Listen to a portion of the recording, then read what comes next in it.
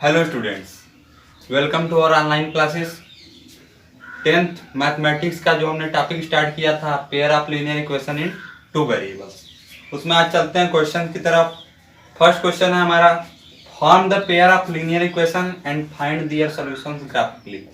यानी कि नीचे कोई स्टेटमेंट दिया गया है, उस स्टेटमेंट का हमको लीनियर इक्वेशन का फॉर्मेशन करना है और उसके साथ साथ उसका सॉल्यूशन हमको ग्राफिकली फाइंड करना है। अलजेब्रिकली नहीं, ग्राफिकली फाइंड करना है। इट मीन्स पहले इक्वेशन को फॉर्मेशन करेंगे, उसके बाद ग्राफिकल मेथड से उसका सॉल्यूशन निकालेंगे। तो देखते हैं क्वेश्चन क्या है। 10 स्टूडेंट्स ऑफ क्लास 10 के 10 student took part in A mathematics quiz. Class 10 के 10 स्टूडेंट्स एक मैथमेटिक्स क्विज में हिस्सा लेते हैं। If the number of girls is 4 more than the number of boys, कह रहा है कि जो नंबर ऑफ गर्ल्स है वो बॉयज की संख्या से 4 ज्यादा है। टोटल नंबर ऑफ स्टूडेंट्स 10 है। It means boys plus girls total मिलाकर कितना दिया गया है, 10। और सेकेंड स्टेटमेंट बोल रहा है कि नंबर ऑफ गर्ल्स, यानी कि जो गर्ल्स की संख्या है वो बॉयज से 4 ज्यादा है। Find the number of boys and girls who took part in the quiz. तो बॉयज और गर्ल्स की संख्या बताइए जो क्विज में हिस्सा लिए हैं। तो चलिए सॉल्यूशन पर चलते हैं। हम लेट कर लेते हैं नंबर ऑफ बॉयज x है। Let the number of boys भी x, यानी कि बॉयज की संख्या को x मान लिया गया। And the number of girls भी y। x बॉयज और y गर्ल्स को हमने लेट कर लिया। According to problem total number of students, इसका अर्थ क्या हुआ, बॉयज और गर्ल्स टोटल मिलाकर कितने हैं, 10। तो x plus y, x boys है और y गर्ल्स, तो x plus Y equal 10। First statement के हिसाब से क्योंकि टोटल स्टूडेंट्स 10 है तो x plus Y equal 10। Second statement बोल रहा है कि जो गर्ल्स की संख्या है, it means y equal boys plus 4, यानी बॉयज की संख्या से 4 ज्यादा है, तो y इक्वल x प्लस 4। दोनों इक्वेशंस का फॉर्मेशन हो गया और इन दोनों को ग्राफिकल मेथड से हम सॉल्व करेंगे और इसके सॉल्यूशन को निकालेंगे कि x की वैल्यू और y की वैल्यू कितनी है। तो इस इक्वेशन को हम ग्राफिकल मेथड से लिखने से पहले हम इसको क्या लिख सकते हैं, x माइनस वाई इक्वल 4 लिखा जा सकता है। इट मीन सेकेंड इक्वेशन को हम y को उधर ट्रांसपोजिशन करेंगे और 4 को इधर लाएंगे, तो कितना हो जाएगा, x minus Y equal minus 4। ये सेकेंड इक्वेशन का दूसरा रूप है। चलिए, तो फर्स्ट इक्वेशन हमारा x प्लस वाई इक्वल 10। तो इसका ग्राफ ड्रा करते हैं। तो ग्राफ ड्रा करने के लिए पिछले एक्सरसाइज में हमने बताया था कि एक बार x की वैल्यू 0 पुट करेंगे, एक बार y की। तो जैसा कि x की वैल्यू जब 0 पुट करते हैं तो y इक्वल 10 आता है, और जब y की वैल्यू 0 पुट करते हैं, y के स्थान में 0 रखते हैं तो x की वैल्यू 10 आती है। इट मीन्स जब x 0 है तो y 10, और जब y 0 है तो x 10, यानी एक कोऑर्डिनेट 0, 10 हो गया। फर्स्ट कोऑर्डिनेट 0, 10 और सेकेंड कोऑर्डिनेट 10, 0। तो 0, 10 जो कोऑर्डिनेट है यहाँ पर मिलेगा हमको, ये 0, 10 y एक्सिस पर, और 10, 0। इट मीन्स x की वैल्यू 10 है, y की वैल्यू 0 है, तो x पर 10 खोजेंगे तो ये 10, 0। इन दोनों को आपस में ज्वाइन कर देंगे। ये 0, 10 और 10, 0 को आपस में एक लाइन सेगमेंट द्वारा मिला देंगे, और जो लाइन सेगमेंट का फॉर्मेशन होगा वही क्या होगा, x प्लस वाई इक्वल 10 का ग्राफिकल रिप्रेजेंटेशन। अब सेकेंड का ग्राफिकल रिप्रेजेंटेशन करते हैं। तो सेकेंड इक्वेशन का ग्राफ बनाते हैं y इक्वल x प्लस 4 का। तो एक बार x बराबर 0 और दूसरी बार y बराबर 0 इसमें भी रखेंगे। तो जब x की वैल्यू 0 पुट करेंगे तो y इक्वल 4 आएगा, और जब y की वैल्यू 0 पुट करेंगे तो x इक्वल -4 आएगा। इट मीन्स फर्स्ट कोऑर्डिनेट क्या हो गया, 0, 4। सेकेंड कोऑर्डिनेट क्या होगा, -4, 0। इन दोनों कोऑर्डिनेट्स को इस पर प्लॉट करते हैं तो 0, 4 y एक्सिस पर ये पॉइंट मिलेगा, और second coordinate -4, 0 x dash axis पर यहाँ पर मिलेगा। इन दोनों पॉइंट्स को आपस में ज्वाइन करेंगे, एक लाइन सेगमेंट्स द्वारा इसको ज्वाइन करेंगे, ज्वाइन करते हुए इसको आगे बढ़ाएंगे। तो देखते हैं कि पीछे वाले इक्वेशंस के ग्राफ को 3, 7 पर इंटरसेक्ट करता है। फर्स्ट इक्वेशन का ग्राफ x प्लस वाई बराबर 10 का, y इक्वल x प्लस 4 का, इन दोनों पॉइंट से होकर ग्राफ ड्रा कर लिए। अब ये दोनों ग्राफ आपस में 3,7, इट मीन्स देखिए यहीं पर इंटरसेक्ट कर रहा है 3,7, 3,7 पर यह दोनों इंटरसेक्ट करता है, यानी दोनों के कॉमन वैल्यू क्या है 3 और 7, यानी कॉमन वैल्यू कितना है 3,7। तो x की वैल्यू कितनी हो गई 3 और y की वैल्यू कितनी हो गई 7, दोनों इक्वेशंस की कॉमन वैल्यू। तो कॉमन वैल्यू कितनी है, x की कॉमन वैल्यू 3, y की कॉमन वैल्यू 7। तो x हम किसको माने थे, बॉयज की संख्या। तो हिंस नंबर ऑफ बॉयज कितने हो गए, नंबर ऑफ बॉयज इक्वल 3, और नंबर ऑफ गर्ल्स को हम क्या माने थे, नंबर ऑफ गर्ल्स y को माने थे, तो y इक्वल कितना आ गया 7। नंबर ऑफ बॉयज को x माने थे तो x equal 3। It means number of boys 3 और नंबर ऑफ गर्ल्स 7। तो दोनों इक्वेशंस का ग्राफ ड्रा करेंगे और ग्राफ आपस में जहां इंटरसेक्ट करेगा वही क्या कहलाएगा, उन दोनों का सोल्यूशन। तो 3,7 पर जैसा कि ग्राफ इंटरसेक्ट किया है तो इसका x की वैल्यू 3 और y की वैल्यू 7, और x हमने किसको माना था, तो नंबर ऑफ बॉयज को x माना था तो नंबर ऑफ बॉयज 3 हो गए, और नंबर ऑफ गर्ल्स को y माना था तो नंबर ऑफ गर्ल्स 7 हो। चलिए तो नेक्स्ट क्वेश्चन की तरफ देखते हैं।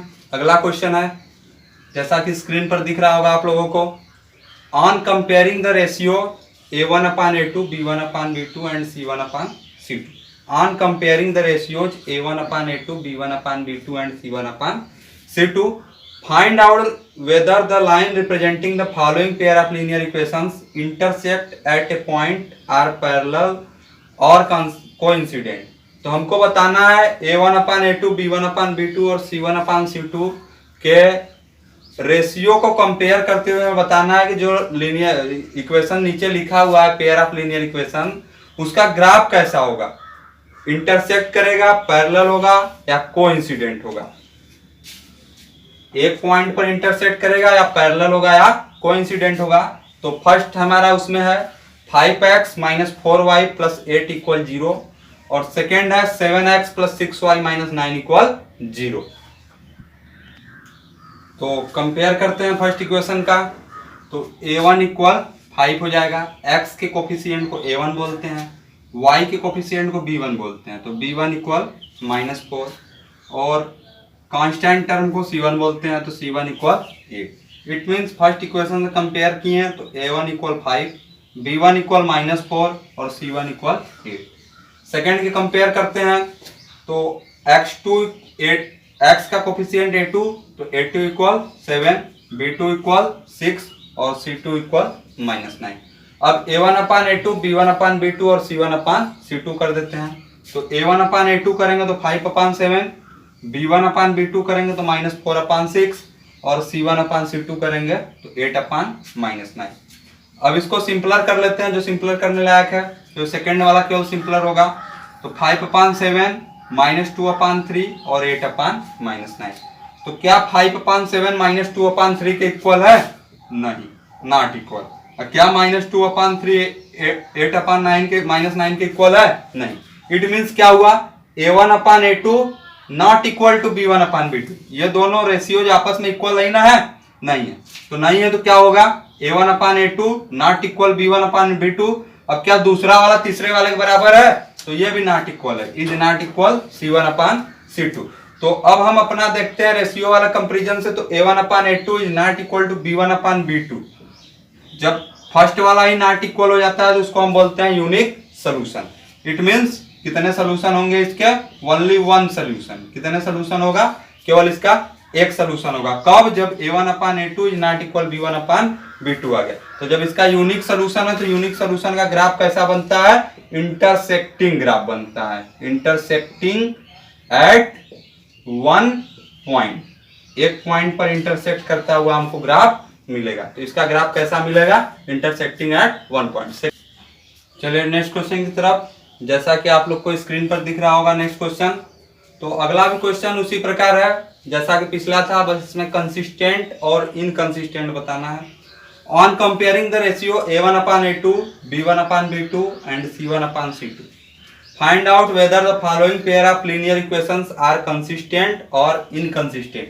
बताना है जो नीचे पेयर ऑफ लीनियर इक्वेशंस लिखे हुए हैं इनके रेशियो का कंपैरिजन करना है और करके बताना है कि ये कंसिस्टेंट है या इनकंसिस्टेंट है। चलिए तो फर्स्ट है 3x + 2y = 5 और सेकेंड इक्वेशन उसी में है पेयर उसका 2x - 3y = 7। तो यहाँ से हम कंपेयर करते हैं तो a1 की वैल्यू 3, b1 की वैल्यू 2 और c1 की वैल्यू 5। देखिए थोड़ा ध्यान दीजिएगा कि यदि c1 और c2 की वैल्यू RHS में है तो ठीक है, दोनों RHS में ही रहे या फिर दोनों LHS में रहे, ये नहीं कि इसमें का इधर रहे उसमें का उधर रहे तो हम कंपेयर डायरेक्ट कर देंगे। यदि जिस तरह अभी इक्वेशन दिख रहा है मतलब RHS में दोनों में C की वैल्यू RHS में है तो इसको हम डायरेक्ट लिख सकते हैं C1 = 5। LHS में लाने की जरूरत नहीं है, आपकी इच्छा लाइए, आपकी इच्छा मत लाइए। तो इसको हम इधर ला भी सकते हैं, तो जब इसको लाएंगे तो इसको भी लाएंगे, यानी दोनों C की वैल्यू यदि RHS में है तो RHS में ही रहे, यदि LHS में है तो LHS में ही रहे। तो यहाँ कंपेयर करते हैं तो C1 = 5। सेकेंड की कंपेयर करते हैं तो A2 = 2, B2 = -3 और C2 = 7। तो रेशियोज की कंपेयर करते हैं तो A1/A2 3/2 हो जाएगा, B1/B2 2/-3 हो जाएगा, C1/C2 5/7। तो क्या 3/2 2/-3 के इक्वल है? नहीं इक्वल है। ये 3/2 है, ये 2/-3 है, इक्वल नहीं है। और क्या सेकेंड वाला थर्ड वाले की इक्वल है? नहीं। तो इट मीन्स क्या हुआ, A1/A2 is not equal B1/B2 is not equal C1/C2, यानी कोई भी इक्वल नहीं है आपस में। तो जब A1/A2 is not equal B1/B2 के हो जाता है तो उसका कौन सा सोल्यूशन होता है? Unique solution. और हम पहले ही बता चुके हैं, पिछले वीडियो में आपने देखा होगा कि जिसके सोल्यूशंस होते हैं, यूनिक सोल्यूशन हो या फिर इनफाइनाइटली मेनी सोल्यूशन, उसको हम क्या बोलते हैं? कंसिस्टेंट। जिसका सोल्यूशन होगा उसको हम क्या बोलेंगे? कंसिस्टेंट। तो यह पेयर ऑफ लीनियर इक्वेशंस क्या है? कंसिस्टेंट। और जिसका सोल्यूशन नहीं होता है यानी नो सोल्यूशन है तो उसको क्या कहेंगे? इनकंसिस्टेंट। तो यह यूनिक सोल्यूशन है इसलिए कंसिस्टेंट होगा। चलिए नेक्स्ट क्वेश्चन की तरफ बढ़ते हैं। नेक्स्ट क्वेश्चन है half the perimeter of a rectangular garden. Half the perimeter of a rectangular garden whose length is 4 metre more than its width। कहा जा रहा है कि इस 36 मीटर कि कोई एक रेक्टेंगुलर गार्डन है, उसके पेरीमीटर का हाफ करते हैं। रेक्टेंगुलर गार्डन के पेरीमीटर का हाफ करते हैं जो कि लेंथ क्या है उसका विड्थ से 4 ज्यादा है। इट मीन्स लेंथ और विड्थ में क्या दिया हुआ है रिलेशन कि जितना विड्थ है उससे 4 ज्यादा क्या है उसका लेंथ। इस 36 मीटर यानी पेरीमीटर का हाफ कितना है? 36। पेरीमीटर का हाफ 36 और लेंथ विड्थ से 4 ज्यादा है। Find the dimensions of the garden. इस गार्डन की डायमेंशंस फाइंड आउट करनी है। चलिए तो let the width of garden be x metre and length भी y मीटर। तो जो गार्डन है उसकी हम लेंथ को कितना मान लेते हैं? y मीटर और ब्रेथ को कितना मान लेते हैं? x metre. विड्थ यानी कि ब्रेथ कितना मान लिया गया? x। और लेंथ को कितना लेट कर लिए हैं? y। तो अकॉर्डिंग टू प्रॉब्लम लेंथ और ब्रेथ में रिलेशन दिया हुआ है कि लेंथ क्या है? Length it means y, width से 4 ज्यादा है यानी लेंथ इक्वल ब्रेथ प्लस 4, यानी ब्रेथ में 4 जोड़ेंगे तो लेंथ मिलेगा। तो y इक्वल कितना हो जाएगा? x + 4। फर्स्ट इक्वेशन हो गया। सेकेंड बात कर रहा है कि हाफ द पेरीमीटर। पेरीमीटर का हाफ कितने के इक्वल है? 36, यानी पेरीमीटर अपॉन 2। पेरीमीटर का हाफ करने का मतलब क्या हो गया? पेरीमीटर अपॉन 2 36 के इक्वल है। और पेरीमीटर का फार्मूला क्या होता है रेक्टेंगल का? 2 × लेंथ प्लस ब्रेथ। तो 2 × लेंथ प्लस ब्रेथ कितना हो जाएगा? x + y equal upon 2 = 36। तो 2 से 2 कैंसिल आउट हो जाएगा, x + y = 36। एक इक्वेशन क्या मिला हमको? y = x + 4। सेकेंड इक्वेशन क्या मिला? x + y = 36। तो इस एक्सरसाइज में हमें ग्राफिकल रिप्रेजेंटेशन से सोल्यूशन फाइंड करना है। तो इन दोनों का ग्राफ फाइंड बनाते हैं, उसके बाद जो इंटरसेक्ट करेगा वही इसका सोल्यूशन होगा। चलिए जैसा ग्राफिकल मेथड सॉल्व करना है तो first equation y = x + 4। x की वैल्यू 0 पुट करते हैं तो y = 4 आता है। y की वैल्यू 0 पुट करते हैं तो x = -4 आता है। Second equation x + y = 36। तो x की वैल्यू 0 पुट करते हैं तो y = 36 आता है और x की वैल्यू सॉरी y की वैल्यू 0 पुट करते हैं तो x की वैल्यू 36 आती है। ठीक, तो अब 36 तो बहुत लंबा खींचना पड़ जाएगा, तो इसके लिए हम क्या करते हैं, ग्राफ को थोड़ा शॉर्ट करते हैं और एक यूनिट बराबर 4 मान लेते हैं। जो एक ब्लॉक है, एक ब्लॉक को हम कितना मान लेते हैं, 4 यूनिट्स मान लेते हैं। तो इसीलिए 4 के डिफरेंस पर हमने इसको डिनोट किया है। 4, 8, 12, 16 इस तरह 36 तक कर लिया इधर भी। ठीक, तो 0,4 इसमें फर्स्ट कोऑर्डिनेट क्या होगा, 0,4 और सेकेंड क्या होगा, -4,0। तो 0,4 यहाँ पर है और -4,0 यहाँ पर है। इसका ग्राफ ड्रा कर लिए। ये जो ग्राफ ड्रा हुआ है किसका बना, y = x+4 का। अब इसका ग्राफ ड्रा करते हैं तो इसका फर्स्ट कोऑर्डिनेट 0,36 हुआ और सेकेंड कोऑर्डिनेट 36,0। तो 0,36 ये हुआ और 36,0 तो ये हुआ। इन दोनों पॉइंट्स को ज्वाइन कर देते हैं तो ये जो लाइन सेगमेंट मिला ये किसका ग्राफ है, x + y = 36।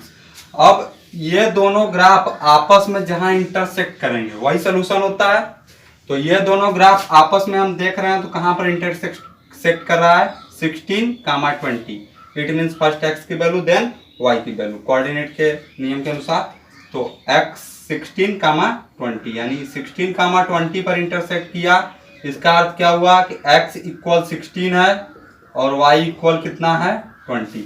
और x हमने किसको माना था, तो x विड्थ को माना था और y किसको माना था, लेंथ को माना था। तो इस प्रकार से विड्थ कितना हो गया, 16 मीटर और लेंथ कितना हो गया, 20 मीटर। x की वैल्यू विड्थ थी और y की वैल्यू लेंथ थी। तो विड्थ 16 मीटर और लेंथ 20 मीटर। आज के वीडियो में इतना ही, मिलेंगे नेक्स्ट वीडियो में। इस एक्सरसाइज में जो भी आप लोगों को समस्याएं हो उसको कमेंट सेक्शन में लिखें। वीडियो को लाइक करें और शेयर करें जिससे कि अन्य लोगों के पास यह पहुंच सके और चैनल को सब्सक्राइब करना ना भूलें।